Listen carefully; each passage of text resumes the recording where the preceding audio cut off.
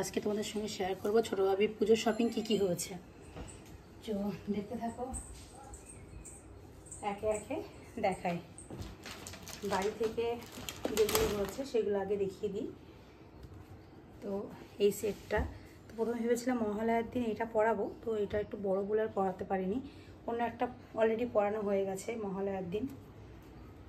তো এই যে একটা সেট, মানে এগুলো সব রেডিমেড আমি টি শার্ট নিয়েছি, বাড়িতেও তো পরতে লাগে, কারণ পুজোর সময় অনেক হয়ও, আর পাশাপাশি অনেক জামা প্যান্টই আছে, তো ভাবলাম বাড়িতে পরার জন্য তো কিছু লাগবে।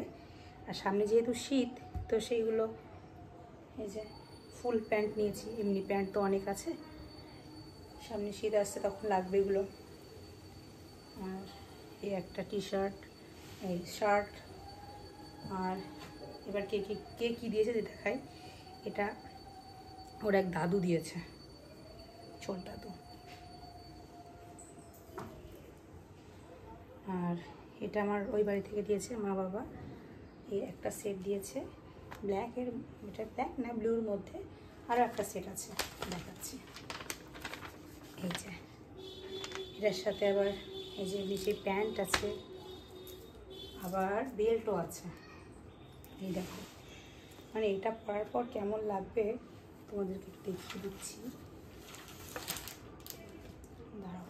তো তার আগে আমি আর একটা টি শার্ট দেখাচ্ছি, এটাও এক দিদন দিয়েছে, ছোট দিদন। আর ওর মামি দিয়েছে, এটা মেজো মামি।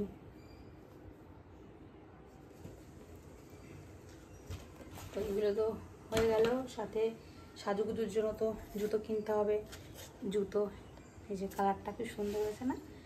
একটা জুতো নিয়ে আসা হয়েছিল, সেটা প্রচণ্ড ভারী ছিল বলে সেটা আমি চেঞ্জ করে এটা সিম্পল একটা জুতো নিয়ে এসেছি, যাতে কমফোর্টভাবে পরতে পারে। আর একটা জুতো আছে যেটা জন্মদিনে নিয়েছিলাম, সেটা এখনও পরেই রয়েছে, একটু বড় বড় সাইজ, সেজন্য সেটা আর বার করি না। যে টুপি, ঘড়ি, এই হলো